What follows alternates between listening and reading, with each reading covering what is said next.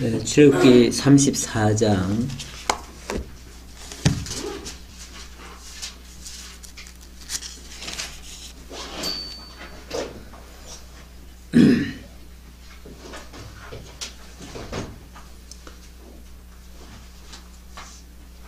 네, 4절부터 7절까지 우리 같이 한번 합독해 봅시다.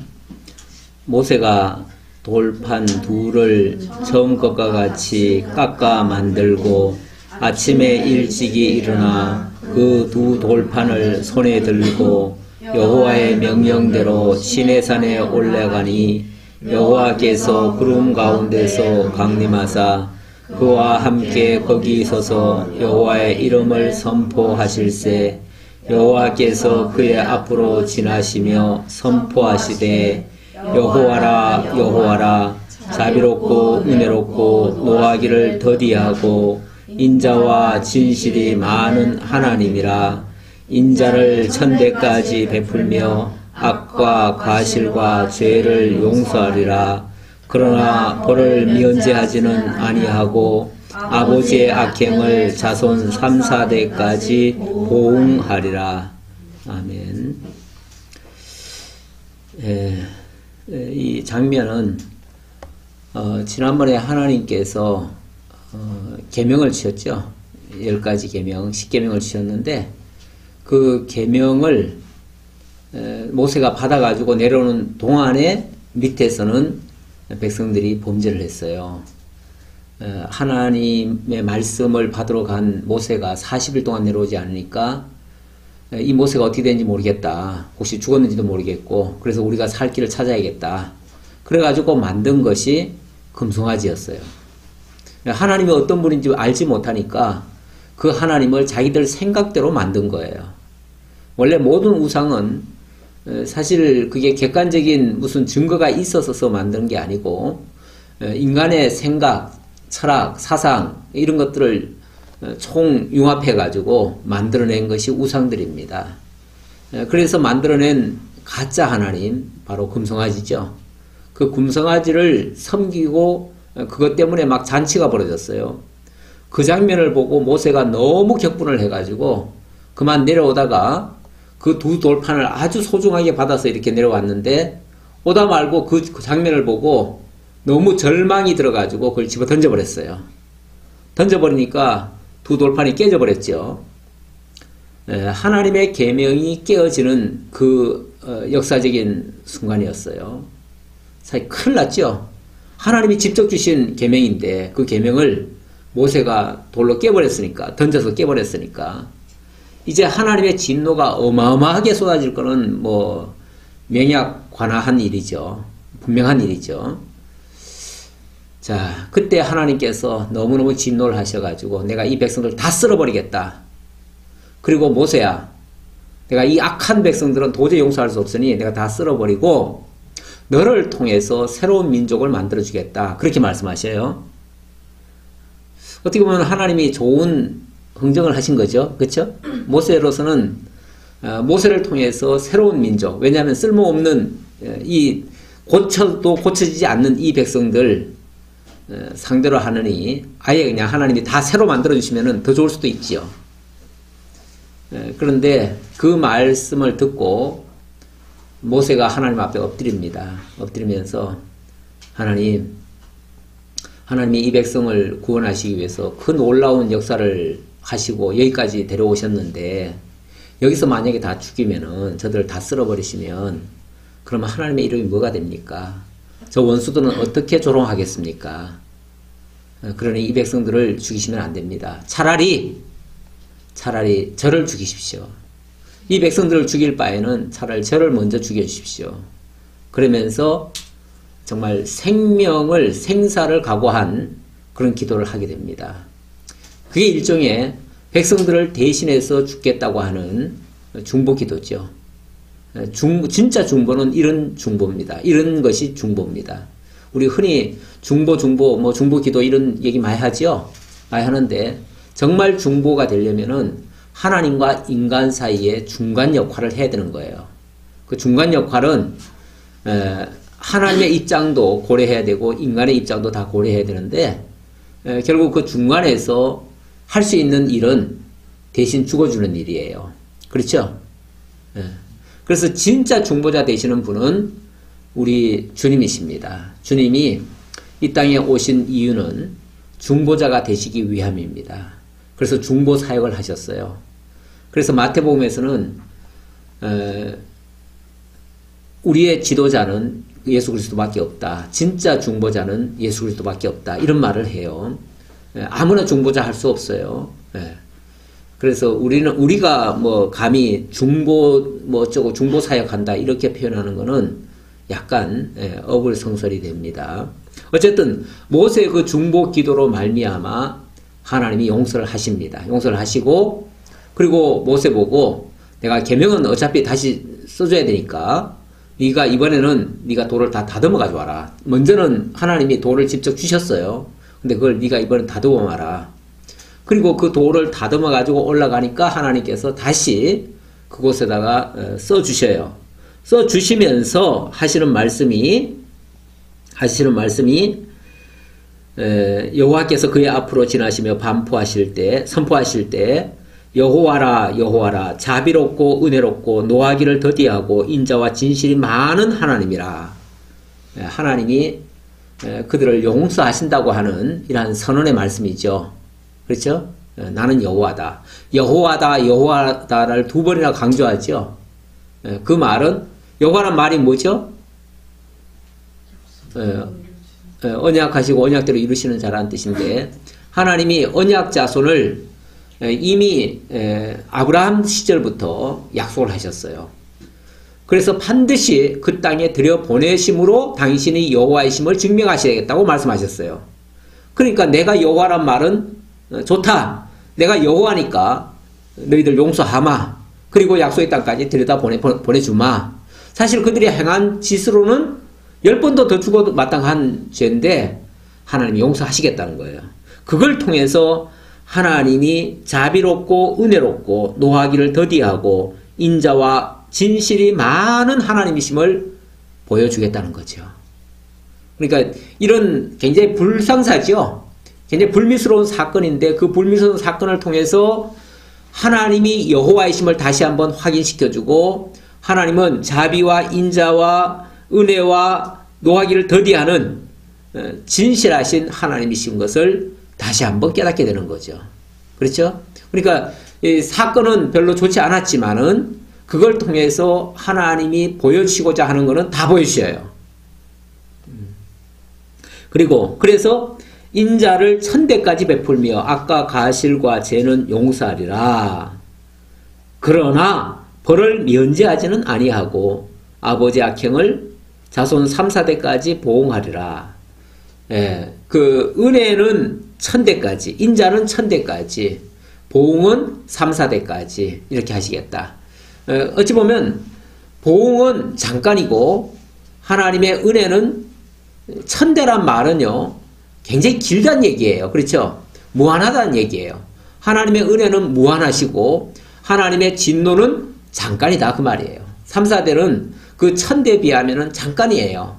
잠시 잠깐. 우리가 하나님께로부터 예를 들어서 잘못한 일이 있어가지고 책망을 받는다 하면 그거는 잠시 잠깐이에요. 우리 부모들도 그래요. 부모들도 자녀들이 뭐 좀 잘못하면 혼을 내죠. 그래서 참 우리 아빠는 무서워. 우리 엄마는 무서워. 이렇게도 말하는 경우가 있는데 그래봤자 그거는 잠깐입니다. 그렇죠? 잠깐이고 인자는 끝날까지 베푸시기를 멈추지 않습니다. 우리 하나님의 마음도 그와 같다는 얘기예요. 그래서 하나님은 이제 이스라엘 백성들을 본격적으로 용서하시는 그러한 은혜 섭리를 하시는데 그 은혜 섭리가 뭐냐면 바로 규례입니다. 규례. 자, 지난번에는 계명을 주셨다 그랬죠? 출애굽기 20장부터 지금까지 계속 계명을 주시는 거예요. 계명. 물론 지금도 계명을 주시는 내용인데 이제 그러나 여기서부터는 이제 용서하시겠다는 걸 얘기하잖아요. 그렇죠? 그래서 이제부터는 규례를 주시는 거예요. 규례. 자, 계명과 규례 율례, 법도 이런 것들이 이제 계속 나오죠. 나오는데 이 계명과 규례의 큰 차이는 뭐죠? 이 계명이라고 하는 거는 10가지 계명을 얘기해요. 10가지 계명인데 10가지 계명은 하라 하지 말라로 돼 있고 그것을 어기면은 뭐가 되죠? 정죄를 당하지. 그래서 이거는 정죄법이라고 할 수 있어요. 정죄법. 그런데 이렇게 정죄당한 백성들에게 하나님이 지금 인자와 하나님의 사랑과 은혜를 베푸시겠다. 그래서 하나님은 여호와시다. 진실이 많으신 분이시다. 이걸 지금 보여주려는 거예요. 그러려니까 뭐가 필요하죠? 만약에 계명대로 할 것 같으면 정죄대로 하면은 다 진노하고 다 죽여버려야 되잖아. 그런데 그들을 용서하려면 뭐가 필요해요? 사죄가 필요하죠. 사죄가 필요한데 그 사죄법이 바로 규례예요. 그래서 규례는 사죄법이라고 해요.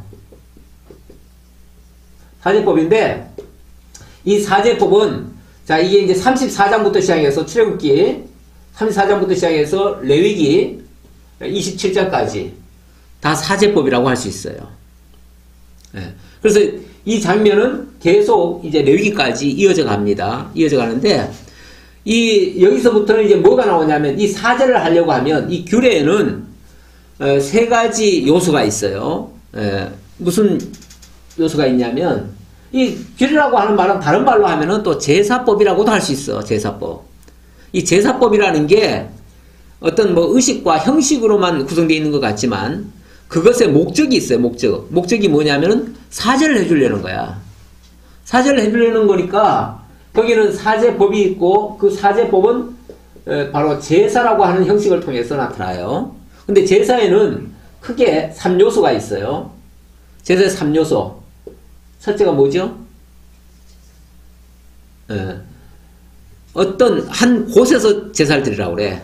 그걸 이제, 그렇지, 성막. 이 당시는 성막이 되고, 나중에 가면 이게 성전이 돼요. 성전. 그러니까, 한 곳, 하나님이 정하신 곳인데, 바로 성막이라고 합시다. 이때는 성막이니까. 성막이라고 합시다. 그래서 성막을 어떻게 지을 것인가부터 시작해. 그래서 출애굽기 34장부터 쭉 나오는 이야기가 뭐냐면, 성막을 어떻게 짓고, 그 안에 성구들은 어떻게 만들고, 이런 것들이에요. 이런 것들을 만드는데 굉장히 복잡합니다. 굉장히 복잡해서 이걸 다 일일이 우리가 알려고 하면 이제 굉장히 직접 그려가면서까지 할 수만 있으면은 직접 모형을 만들어가면서 이렇게 하면은 더 좋아요. 더 좋은데 사실은 그렇게 만드는 그 수공에 비해서 거기서 알게 하고자 하는 목적은 단순해요. 그렇게 복잡한 게 아니에요. 단순한 게 뭐냐면은 하나님이 제사를 드리게 하기 위해서 어떤 장소를 정하고 그곳에서 어떤 성구나 어떤 의식을 통해서 하나님께 제사함을 강구하는 일들이에요. 그러다 보니까 그 성구 하나하나에도 죄를 용서하시는 그리스도의 대속의 은혜가 그 속에 담겨져 있어요.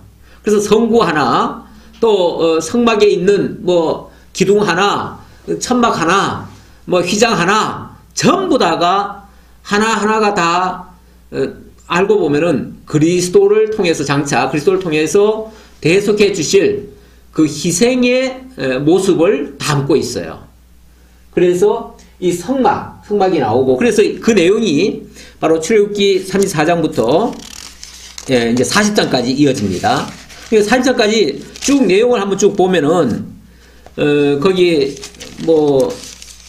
이제 일단은 안식일 규례부터 시작하죠. 안식일 규례. 절기 얘기하고, 안식일 규례 얘기하고, 그 다음에, 또 성막의 일꾼들, 어떤 사람들 쓸 것인지, 또 성막을 만들고, 언약궤를 만들고, 등잔대 만들고, 떡상을 만들고, 분향한 제단 만들고, 제사장 옷을 만들고, 이런 것들이 쭉 나와요. 울타리 만들고, 그리고 마지막에는 40장에 가면은 그렇게 만들어진 성막을 봉헌을 합니다. 하나님께 이제 이렇게 성막 다 만들었습니다. 하나님이 주신 식양대로, 이거 자기 마음대로 하는 게 아니에요. 하나님이 주신 식양대로. 왜냐하면 그 식양 속에 하나님이 인간들에게 알려줘야 할 그 의미가 담겨져 있으니까. 그래서 그대로 하라는 거예요. 예. 우리는 요즘 어떤 사람들은 이 예배당을 가리켜서 성전이라고 합니다. 근데 만약에 성전이라고 말을 하려면 하나님이 이 성막 속에 담겨진 그 의미가 담겨져 있어야 돼요. 예, 그렇죠? 다 담겨져 있어야 돼요. 그리고 장소도 아무데나 만들면 안 돼. 장소도 한 곳이어야 돼, 한 곳. 한 곳에서 하나님이 그 목적하신 바, 그 대속의 의미가 담겨져 있는 그런 성구들로 채워놔야 돼요. 그런데 솔직히 그렇게 지금 만들어지는 데가 있습니까? 예배당들은 뭐 전국에 뭐 수만 군데가 있죠. 수만 군데가 있지만 전부 다 그 인테리어가 다 달라요. 다시 말하면 인간들 하고 싶은 대로 만들어 놓은 거야. 인간들이 하고 싶은 대로 만들어 놓고 그걸 성전이라 그러면 아니지, 그거는. 그렇죠? 그냥 인간들이 쓰기에 편리하게 만든 것 뿐이지. 예배 드리기에 편리하게 만든 예배 드리는 장소, 다시 말하면 예배당은 될 수 있어요. 예배당은 될 수 있지만 그걸 성전이라고 말하는 거는 이건 뭐 사람의 이 생각을 잘못된 곳으로 오도하는 거예요. 그래서 절대 성전이라고 하면 안 되고 예배당은 될 수 있어요. 왜냐하면은 예배를 드리는 자들이 모여가지고 모여있는 집, 당자는 집당자입니다. 그래서 예배 드리는 장소로서는 괜찮지만 성전은 아니다. 자, 이렇게 하나님이 식양을 주시고 그 식양 그대로 또 그 성막을 짓는 데 보면은 부살렐과 오홀리압이라고 하는 아주 지혜로운 자가 나옵니다. 그 지혜로운 자를 통해서 하나님이 다 은사도 주시고 달란트도 주시고 어떤 힘도 주시고 또 온 백성들이 마음을 합해가지고 다 자원하는 예물을 드리게 합니다. 그래가지고 남지도 아니하고 모자라지도 아니하고 꼭 필요한 만큼 다 백성들이 한 마음 한 뜻으로 자원을 해서 그렇게 하나님이 정한 대로 식양대로 완성이 돼요. 그래서 봉헌을 하게 됩니다. 이건 어디까지나 이 제사를 드리기 위한 준비 작업이에요. 준비 작업. 준비 작업의 첫 번째가 바로 성막을 준비한 거예요. 자, 성막을 준비했으니까 그 다음에는 뭐가 필요하겠죠? 이제 레위기로 넘어갑니다. 레위기로 넘어가면 레위기 하면은 레위기의 내용은 거의 다 뭘로 나오냐면은 주로 제사 드리는 방법, 또 그 뭐예요? 제물 드리는 방법, 이런 것들이 나옵니다. 자, 레위기 내용 들어가기 전에 우리 한번 성경 구절 하나 같이 찾아서 읽어봅시다. 22장 32절.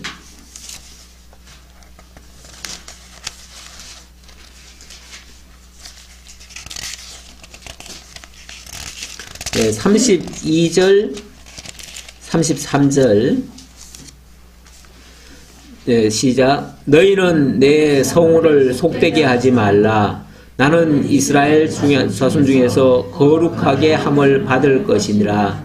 나는 너희를 거룩하게 하는 여호와요, 너희의 하나님이 되려고 너희를 애굽 땅에서 인도하여 낸 자니 나는 여호와이니라.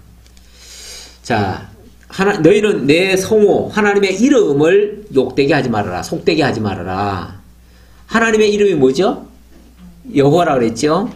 여호와라고 하는 그 의미가 상실되지 않도록 해라, 그 말이죠. 예. 하나님의 이름이 거룩함을 받으려면 하나님의 이름대로 역사가 이루어지도록 그렇게 하라는 거죠. 그게 바로 거룩하게 하는 일이에요. 그래서 하나님은 너희를 거룩하게 하는 여호와요, 또 너희의 하나님이 되려고 애굽 땅에서 인도해낸 자다. 애굽 땅에서 이스라엘 백성들이 뭐 했죠? 종살이 했어요. 거기서 하나님 섬겼을까요? 못 섬겼어요. 거기서는 안식일도 못 지켰고요.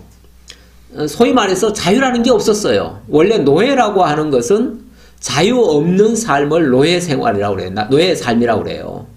이스라엘 백성들은 애굽 땅에 들어가 가지고 400년간 자유가 없었습니다. 종살이를 했어요. 그러다 보니까 거룩하신 하나님을 알 길이 없었어요. 다 잊어버렸죠. 그야말로 완전히 노예 인간이 되어버렸죠. 노예 인간, 불결한 인간, 속된 인간, 거룩하지 않은 인간이 되어버린 거예요. 한마디로 그 상태로는 쓸 수가 없어요.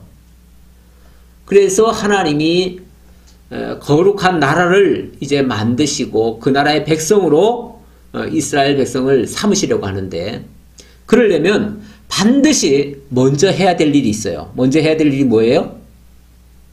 거룩하게 해야 돼요. 의롭게 해야 돼요. 왜 그 동화 같은 데 보면은 거지 왕자 있잖아요. 거지 왕자. 내가 그 정확한 내용은 잘 모르겠지만은 어쨌든 거지였던 자가 만약에 왕자인 줄 알아가지고 왕자로 다시 들여서 왕자 노릇하게 하려면 제일 먼저 할 일이 뭐예요? 그렇죠. 깨끗이 씻어야 돼. 거지 생활 청산해야 돼. 그래서 온 몸을 깨끗이 씻고 또 옷을 갈아입고 신분을 바꿔줘야지요. 그래야 정말 왕자다움이 나오는 거죠. 바로 이스라엘 백성들이 거룩한 하나님의 백성이 될 자들이에요. 이제 하나님만을 섬기며 경외할 자들이에요. 그런 자들이 어떻게 살았습니까? 완전히 그 더러운 노예 생활을 하고 자유가 없었고 정말 모든 게 다 불결한 상태에서 살아왔지요. 그런 자들을 하나님의 백성으로 만드시려면 하나님이 거룩하게 해야 됩니다. 그럼 거룩하게 하는 방법이 뭔가? 거룩한 예물을 드리고 또 거룩한 음식을 먹고 거룩한 생활을 하고 거룩한 모든 걸 바꾸는 거예요. 거룩하게 바꿔가는 일. 그 일에 이 레위기가 사용이 되어지고 레위기를 통해서 하나님이 거룩하게 하시는 방법을 알려주는 거예요. 그러다 보니까 모든 것이 다 달라야 돼요. 거룩이라는 이 단어는요, 거룩이라고 하는 단어는 다른 말로 하면은 구별이란 말과도 같아요. 의미가. 우리가 거룩 그러면은 거룩이 뭐냐 했을 때 우리 쉽게 그냥 이해하려면 다른 거다. 뭐 구별하는 거다. 기존에 하던 것과 똑같으면 거룩하다 하지 않아요. 구별됐다 하지 않아요. 그것과 다른 모습, 다른 상태로 바꾸는 거예요. 그러니까 과거에 애굽 땅 종되었던 집에서 살던 방식, 생각, 행동, 의식주 모든 걸 다 바꾸는 거예요. 다. 그러다 보니까 옛날에 먹던 거 이제는 안 먹어요. 옛날에 하던 짓 이제는 안 해요. 옛날에 생각했던 거 그런 생각 이제 더 이상 안 가져요. 옛날의 것이 만약에 땅의 것이라면은 이제는 하늘의 것을 바라보게 만들어요. 그러니까 세상 거 안 바라보게 만들고 영원한 걸 바라보게 만들고 사람 의지하지 않게 하고 하나님만 의지하게 하고 이렇게 구별된 모습, 이게 바로 거룩이라고 할 수 있는데 우리 하나님께서 이 백성들을 그렇게 만들어 가시겠다는 겁니다. 예. 그렇게 만들어 가시기 위해서 그동안 이방인들이 하지 않던 일을 하게 하고 이방인들이 하던 일은 오히려 안 하게 하고 그들과 섞이지 않게 하고 그들과 완전히 구별된 그런 생활을 하게 합니다. 그래서 그 내용이 자, 그런데 여기서 이제 지금까지 하지 않던 방식대로 뭘 하라고 하니까 언뜻 들으면은 굉장히 힘든 이야기처럼 들릴 수가 있어요. 하지 않던 일을 하게 하니까 번거롭고 힘들고 또 불편하게 느낄 수도 있어요. 그런데 더 이상 그 종로로 타지 않게 하기 위한 목적에서 하는 거기 때문에 만약에 그 식대로 하기만 하면은 굉장히 편하고 즐겁고 자유함이 있고 더 좋을 거예요. 근데 그걸 깨닫기 전까지는 불편함을 느낄 수 있죠. 근데 우리가 이 레위기를 읽자고 하면요, 사실 쉽지 않습니다. 혹시 레위기 읽어봤어요? 본격적으로 읽기 시작하면 계속 했던 말이 또 나오는 것 같고, 했던 말이 또 나오는 것 같고, 아, 왜 이 얘기를 계속 우리가 또 읽어봐야 되는가 싶은 게, 그래서 처음 레위기를 접하고 읽어보려는 사람은 힘들어요. 읽기도 힘들지만, 듣기도 쉽지 않아요. 도대체 이걸 왜 이렇게 하라는 거야? 왜 이렇게 범패스럽게 하라는 거야? 그럴 수도 있어요. 그리고 이걸 뭐 안 하면 또 안 되는 것처럼 하니까 굉장히 무거운 율법처럼 느껴지기도 해요. 그렇죠? 그런데 사실은 이것이야말로 우리를 이제 자유케 하고 거룩하게 하고 하나님의 사람으로 만들어 가려는 그런 내용이기 때문에 알고 보면 이거 굉장히 기쁜 소식이에요. 제가 이제 그 예를 그렇게 들어놨는데, 이 죽은 사람에게 만약에 기쁜 소식이 있다면 그건 다시 살아나는 일이에요. 불결한 사람에게 기쁜 소식이 있다면 그건 정결하게 하는 일이에요. 그러니까 이 레위기를 제대로 깨닫고 나면 이 레위기는 우리를 힘들게 하는 내용이 아니고 정말 자유롭게 하고 평안하게 하고 기쁘게 하는 정말 복음 중에 복음이다. 그렇게 말할 수가 있어요. 예수님이 이런 말씀하셨죠. 수고하고 무거운 짐진 자들아 다 내게로 오라. 내가 너희를 쉬게 하리라. 그리고 내 짐은 쉽고 가벼움이라. 이렇게 얘기를 했어요. 쉽고 가볍다. 사실 이 세상의 모든 인간들이 자신도 모르게 죄의 종로로 타고 있습니다.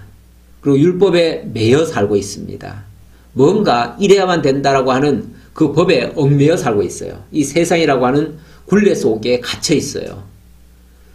그래서 나름대로 다 무거운 짐을 지고 있는데 인간들은 어떻게 생각하냐면 그냥 편하다고 생각해요. 그게. 왜냐하면 익숙해져서 그래요. 익숙해져서. 그리고 예수를 믿는 거는 번거롭다고 생각을 해요. 교회 가자고 하면 뭐 바쁘다고 하죠. 그리고 교회 조금 뭐 신앙생활 하려고 하다 보면 뭐 이렇게 힘드냐고, 난 힘든 거 안 하겠다고. 그리고 또 나자빠져요. 왜 그렇습니까? 자기네 몸이 그 노예 생활에 찌들어져 있어서 그래요. 이스라엘 백성들을 애굽에서 이끌어내가지고 광야로 데려왔습니다. 이제 자유인이 됐죠. 어디도 속박받을 이유가 없어요. 이제 하나님의 말씀대로만 따라가면 그냥 편하고 쉬운 길을 갈 수가 있어요. 근데 당장 눈앞에 뭔가 딱 나타나질 않는 것 같아요. 그러니까 걸핏하면은 불평불만을 쏟아놓고 모세를 대적하고 죽이려 하고, 그리고는 한다는 말이 차라리 애굽이 더 좋았다. 애굽으로 돌아가자. 이렇게 망발을 쏟아놓는 경우가 참 많아요. 이거는 애굽 생활이 익숙해져서 그래요. 익숙해져서. 옛날에 그런 말도 많이 했어요. 옛날에 군대는 두들겨 팹니다. 어제 그 신문 칼럼에도 그런 게 나오더라고요. 자기 초등학교 다닐 때에 학교에서 무진장에 두들겨 맞았다는 얘기, 그게 나오더라고요. 오늘날 만약에 그런 일이 있으면 난리 나죠. 오늘날 만약에 애들 손만 이렇게 대도 바로 그냥 뭐 난리가 나지요. 난리가 나는데 옛날에는 두드려 맞는 게 습관이 됐어요. 그래서 무슨 말까지 있었냐면 군대에서 하루만 폭행이 없으면은 오늘 무슨 일이 있는 거 아닌가 하고 불안해해요. 왜냐하면 매일 맞아야 오늘도 하루를 지나갔다 생각하는데, 무사히 지나갔다 생각하는데 안 맞으면 또 밤중에 혹시 또 와가지고 두들겨 패면 어떡해. 그러니까 불안한 거야. 그러니까 매일 맞던 사람은요 맞아줘야 돼. 그래야 편해. 근데 그거는 노예에 길들여져서 그래요. 그게 옳다는 얘기가 아니라 노예에 길들여져서 그래요. 지금 우리나라가 참 살기 좋아졌습니다. 자유도 많아졌고요. 여러모로 좋아졌는데, 그러다 보니까 뭐 걸핏하면은 뭐 데모하고 걸핏하면은 막 자기 목소리 내고 이러다 보니까 일부에서는 옛날이 더 좋았다 그런 사람들이 있어요. 옛날에는 찍소리도 못하고 그냥 그렇게 정부에서 시키는 대로 하고 반항하면은 죽이고 그랬는데 그때가 더 좋았다 하는 사람도 가끔 있어요. 그 이제 그렇게 노예 그런 의식에 길들여져 있던 사람이라서 그래요. 그런 사람은 빨리 벗어나야 됩니다. 이 복음의 진정한 가치를 발견해야 됩니다. 우리가 레위기에 진정한 가치를 발견하게 되면 그런 소리가 안 나오죠. 이게 번거롭다 이런 소리가 안 나와요. 이게 왜냐하면 이게 이 사제법이기 때문에 그래요. 죄에서 사하고 하나님의 사람으로 거룩하게 만들어가는 방법이기 때문에 그래요. 이게 이제 제물이에요. 제물. 제사의 두 번째 요소 바로 성막과 제물. 지금 레위기는 이 제물, 물론 예물이라 이렇게 표현되어 있지만 뭐 예물이나 제물이나 뭐 같은 비슷한 의미죠. 그래서 레위기에는 여러 가지 제사의 형식과 제사의 방법과 제사의 그런 내용들이 소개가 되고 있습니다. 그 제사를 통해서 뭘 이루려고 하는지 그 제사의 목적들이 분명히 나오고 있어요. 여기 이제 용어 중에 보면 우리 레위기 한번 1장 좀 볼까요? 조금 읽고 그래도 여기를 설명을 해야겠죠. 예. 1장 1절입니다. 여호와께서 해막에서 모세를 부르시고 그에게 말씀하여 이르시되 이스라엘 자손에게 말하여 이르라 너희 중에 누구든지 여호와께 예물을 드리려거든 가축 중에서 소나 양으로 예물을 드릴지니라 그 예물이 소의 번제이면 흠없는 수꽃으로 해막문에서 여호와 앞에 기쁘게 받으시도록 드릴지니라 그는 번제물의 머리에 안수할지니 이렇게 나오죠. 그리고 조금 더 봅시다. 5절 그는 여호와 앞에서 그 수송아지를 잡을 것이요 아론의 자손 제사장들은 그 피를 가져다가 해막문 앞 제단 사방에 뿌릴 것이며 그는 또 그 번제물의 가죽을 벗기고 각을 뜰 것이요 제사장 아론의 자손들은 제단 위에 불을 붙이고 불 위에 나무를 버려놓고 아론의 자손 제사장들은 그 뜬 각과 머리와 기름을 제단 위에 불 위에 있는 나무에 버려놓을 것이며 내장과 정강이를 물로 씻을 것이요 뭐 볼래니까 계속 봐야겠네 그쵸? 하나하나가 사실은 굉장히 중요한 의미들이 있어요. 그래서 제가 거기다 조금 몇 가지 단어 걸 써놨는데요. 이 번제라고 하는 거는 히브리어로 원래 올라라는 말입니다. 말 자체가 올라예요. 근데 우리나라 의미와도 비슷해요. 올라라는 말이 이 올라간다라는 뜻이에요. 위로 올라간다. 하나님께 바쳐진다 그런 얘기죠. 근데 이제 온전히 향기로운 제물로 드려지는 것을 번제라고 말할 수 있습니다. 그런 의미라는 거죠. 그리고 여기 내용에 보니까 그 반드시 수송아지나 이런 것들을 드리는데 그런 번제물의 머리에 안수할지니 그랬죠. 안수하라는 말은 이거는 정가입니다. 정가. 뭘 정가하느냐 하면은 흠없는 소를 가져오잖아요. 거기다가 죄인이 거기다 안수를 하는 거예요.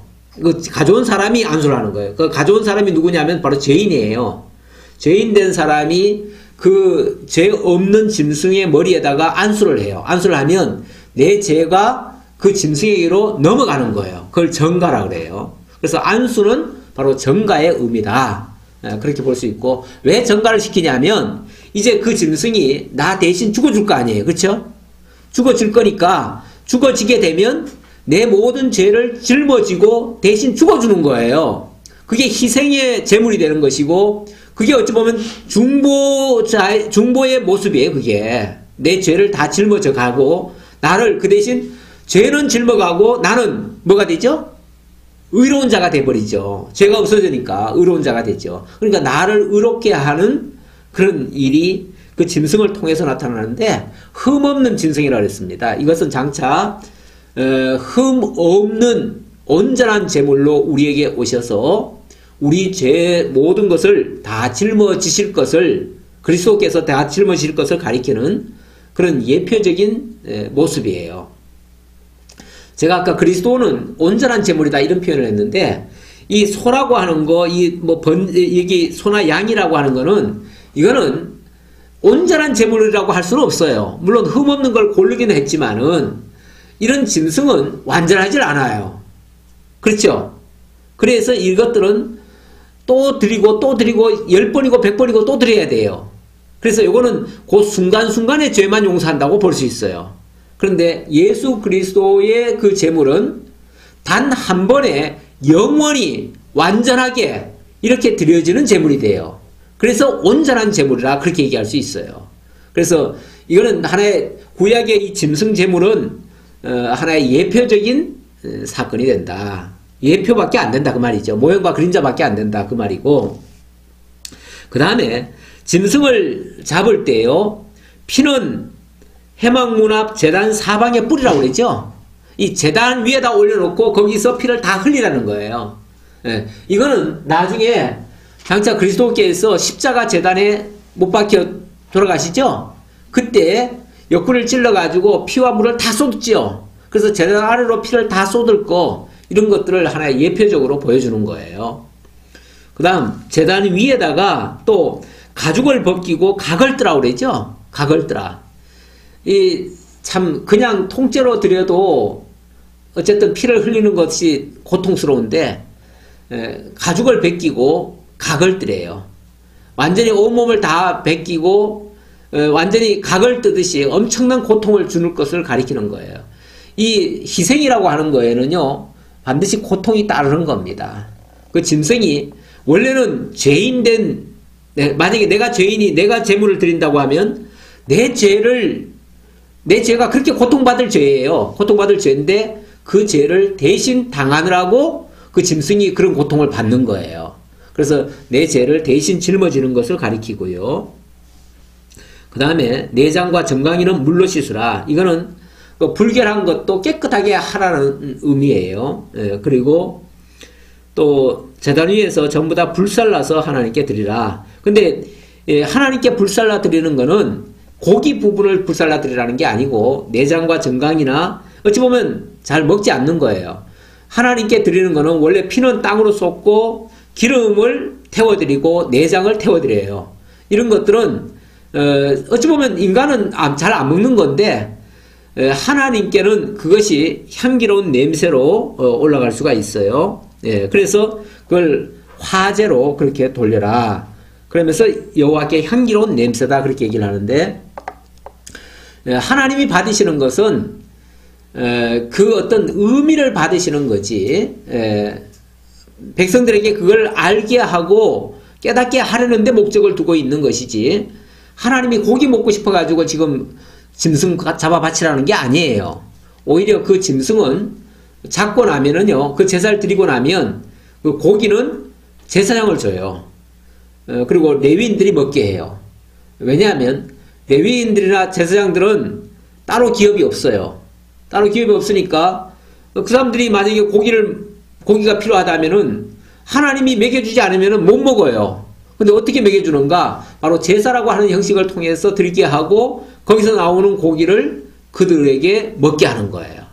우리 하나님이 얼마나 정교하게 역사를 하시는지 몰라요. 하나도 빈틈이나 헛것이나 헛일을 하지 않게 하셔요. 그리고 그 흠없는 이 번제 드릴 때는 흠없는 수꽃으로 드리라고 그랬는데, 흠없는 수꽃은 바로 장차 그리스도께서 온전한 희생 제물로 드리실 것을 가리키고요. 나중에 이제 화목제 같은 거는 이 수컷이 아니라 또 암컷도 드리게 합니다. 그거는 목적이 화목에 있기 때문에, 화목은 온 백성들을 가리키는 그런 제물로 드리려고 암컷으로 드리라고 해요. 자, 그런 식으로 제사를 드리라고 하는데, 이 제사의 종류에는요 한 5가지가 있습니다. 크게 말하면은 무슨 내용이 있냐면, 이제 번제,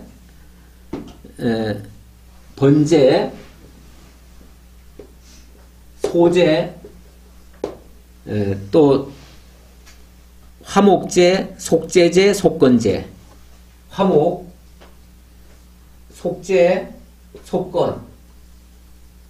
이 번제라고 하는 거는 주로 이제 동물 제사예요. 동물로 드리는 제사, 이 소제는 식물로 드리는 제사, 화목은 이 화목을 목적으로 하는 제사. 목적이 달라요. 예.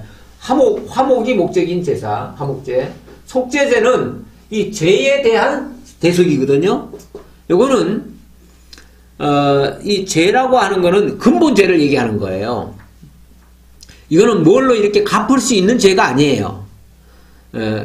그런 죄를 근본적으로 대속해주는 제사. 이 속건이라고 하는 거는 이 건자가 이게 허물건자입니다. 허물이에요. 이 허물이라고 하는 거는 이거는 어떻게 보면 배상이 가능한 거예요. 예를 들어서 도둑질을 했다. 그거는 나중에 보상을 할 수가 있잖아요. 만약에 발각되면. 그렇죠? 예. 그런 거, 그것도 물론 죄예요. 그건 뭐 나중에 갚았다고 죄가 없는 게 아니에요. 그런데 그런 것은 어찌 보면 좀 약한 죄라고 할 수 있죠. 허물이니까. 우리가, 그러나, 뭐, 죄도, 허물도, 죄도 어차피 다 하나님께는 진노받을 일이에요. 그래서 에베소서에 보면, 에베소 2장에 보면, 너희를 허물과 죄로 죽었던 너희를 하나님께서 살리셨도다. 그리스도께서 살리셨도다. 이렇게 말을 하는데, 허물로도 죽고, 죄로도 죽습니다. 그렇죠? 다 죽어요. 죽지만은, 어쨌든, 이 배상이 가능한 것과 가능하지 않은 것, 이렇게 구분할 수가 있습니다. 자, 그런 죄의 그 성격에 따라서, 그 제사의 용도에 따라서 이렇게 달리 할 수 있다는 거고요. 그 다음, 제사의 방법은 이 화제가 있고요. 제사의 방법은 또 달라요. 그래서 화제는 불화자니까 불로 태워드린다는 의미고요. 그 다음에는 또 뭐예요? 요제는 흔들요자예요. 흔들린다는 뜻이에요. 그 다음에 거제, 그 다음에 전제.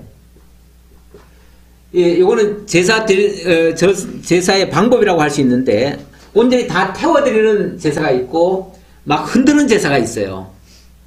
제물을 드릴 때 높이 흔들어요. 혹시, 여러분들은 다 예수를 믿으니까 제사 드리는 모습을 잘 못 봤죠? 봤나요? 예. 일반적으로 제사 드릴 때, 보면은 뭘 이렇게 뭐 주문을 외우고 막 이렇게 흔들고 뭐 그런 경우도 있는데, 이 제사장들이 제사 드릴 때도 그래요. 제사를 드릴 때 제물을 그냥 드리는 게 아니라 막 흔들어요. 흔들어서 들어요. 그리고 어떨 때는 그 제물을 높이 쳐들어요. 이렇게 높이 쳐들어요. 왜 이런 걸 하게 하냐면 이게 다 나중에 온전한 제물 되실 그리스도에 대한 모형과 그림자라고 그랬죠. 그걸 예표하기 위해서 그런 제사 형식을 띠는 거예요. 이 흔들린다고 하는 거는 고통을 받는다는 뜻이에요. 고통을. 그러니까 제물을 그냥 곱게 드리는 게 아니라 제물에게 고통을 주는 거예요. 우리는 왜 동물권도 있다고 그러죠. 요즘은 동물권도 있어가지고 동물을 잡을 때도 어떻게 해요? 그 동물의 권익을 보장을 해줘요. 그래서 고통을 안 받고 죽을 수 있도록 이렇게 하라고 그러는데, 물론 먹거리를 위해서는 고통 없이 죽이는 게 가장 이상적이죠. 그러나 하나님 앞에 제사를 드린다고 한다면 제사라고 하는 자체가 뭐예요? 제사라고 하는 자체가 희생이에요. 희생이니까 희생에 어떻게 고통이 안 따라요? 오히려 고통을 더 가열차게 부여를 해야죠. 그래야 안 그래요? 근데 그 고통은 그 동물을 인간들이 자꾸 동물을 생각하는데, 그 동물이, 우리가 지금 동물을 생각할 겨를이 없어요. 왜냐하면, 인간이 지금 죄인들이에요. 죄인들인데 지금 하나님 앞에 용서를 받아야 될 존재가 무슨 뭐 자기네들이 무슨 뭐 하나님이나 된 것처럼 동물까지 걱정하느라고 난리야. 요즘 가만히 보니까 아주 웃을 때가 많아요. 인간이 너무 과하게 동물을 사랑해야 된다고, 동물을 어떤 경우는 동물을 좀 학대했다고, 동물 학대하면 동물 학대죄가 걸린다네, 요즘은. 아니, 사람을 갖다가 세상에 얼마 전에 보니까 유치원에서 사람을 죽게 한 일이 있었어요. 그것도 두 부부가, 원장 부부가 아이를 갖다가 얼마나 두들겨 패고 집어 던지고 해가지고 막 속이 터져가지고 죽었는데, 한 사람은 1년 6개월 징역이 됐고, 한 사람은 1년 6개월에 집행유예 2년인가 받았어요. 아니, 그 어린 아이를 진짜 폭행을 해가지고 때려 죽였는데도 불과 1년 6개월밖에 안 살아. 그런데 동물을 그렇게 무자비하게 때려 죽이면은 그거는 오히려 법이 강한 것 같더라고요. 동물 때려 죽여도 그 벌이 굉장히 강해요. 동물 학대죄라고 해가지고. 이게 도대체 동물을 갖다가 사람처럼 생각하는 거, 이거 굉장히 아주 망령된 행위입니다, 사실은. 이거 바람직하지 않아요. 그렇다고 동물을 갖다가 일부러 막 학대하는 거는 물론 옳은 건 아니에요. 옳은 건 아니지만, 마치 그 동물의 권리가 인간 같은 존재인 것처럼, 그래서 동물에게다가 뭐 반려자다 뭐다 해가면서 굉장히 존중하는 듯이 그렇게 대하는 것은 바람직하지 않습니다. 더더욱 여기에 나오는 이 짐승들은 인간의 죄를 대신 짊어지고 내가 받을 고통을 받아주는 지금 존재예요. 그러니까 그 고통이 정말 내가 받아야 될 죄를 저 짐승이 나를 대신해서 져준다라는 걸 알게 하려면 뭘 해야 돼요? 그 고통이 주어져야 돼요. 그 고통이 주어져야 내 죄를 짊어진 저 짐승 때문에 내가 이 고통을 안 받고 살아났다라고 하는 그 은혜의 감격이 생기는 거예요. 그렇지 않아요? 예. 말이 정신 안 차리면 지금 무슨 말인지 못 알아듣습니다. 예. 그렇게 하나님이 우리들에게 하나님의 은혜를 깨닫게 하려고, 하나님의 대속의 은혜를 깨닫게 하려고 그래서 이렇게 하신다라는 말입니다. 자, 그 다음 조금만 더 보죠. 그 다음 거제라고 하는 건 높이 들린다는 뜻인데, 높이 들린다는 말은 뭐 높이 들린다 하면 당장 생각나는 게 뭐예요? 우리 참 온전한 제물 되시는 그리스도께서 어떻게 되셨어요? 희생 되시느라고 어떻게 하셨어요? 십자가에 높이 달리셨잖아요. 십자가에 높이 달리실 것을 지금 예표적으로 보여주는 제물이니까 당연히 높이 달리게 하는 거죠. 높이 달리게 하고, 이 전제라고 하는 거는 부어드리는 제사입니다. 부어드리는 제사인데 피를 온전히 다 쏟는 걸 가리키고요. 실제 그 제사 드릴 때의 모습은 독한 술을 가지고 이렇게 부어드립니다. 원래 제사에는 그래서 술을 이렇게 따라서 드리는 경우가 있어요. 그게 독한 그 독주를 마시는 거죠. 독주를. 고통을 받는 거죠. 그것도 고통을 받는 건데, 원래 술이라고 하는 것도 사실은 좋은 의미에서 쓰여지는 게 아니에요. 원래. 물론 이것이 이제 신약적으로 와가지고는 예수 그리스도가 당신의 우리를 위해서 당신의 모든 피와 모든 것을 다 쏟으시고 물과 피를 다 쏟으실 거, 그걸 가리키는 말이에요. 그 말이고, 사도 바울이 그런 말을 해요. 내가 하나님의 백성들을 위해서 자기의 피를 다 전제로 다 부어드릴지라도 뭐 이런 표현을 해요. 다 부어드린다 이런 표현을 해요. 그런 의미로 사실 우리가 신약시대에 와서는 우리가 이 복음을 위해서 자기 진력을 다하는 거, 그걸 전제로 부어진다 이렇게도 표현할 수 있어요. 바로 그런 의미가 담겨져 있는 거다. 그리고 이 짐승 가운데 보면은 짐승 가운데 보면은 이제 그 소나 양으로 아까 대표적으로 얘기를 했지만, 그거 말고 비둘기로도 할 수 있어요. 비둘기로도 할 수 있는데, 방구나 비둘기로도 할 수 있는데, 이 비둘기는 사실 이 좀 가난한 사람들이 할 수 있는 제물입니다. 부자들은 소나 양으로 할 수 있고요. 가난한 자들은 또 비둘기로 할 수 있고, 비둘기도 이 집비둘기가 없으면은 산에 가서 잡아다가도 할 수 있어요. 그래서 모든 사람이 다 이 제사에 참여할 수 있도록 그렇게 하고 있습니다.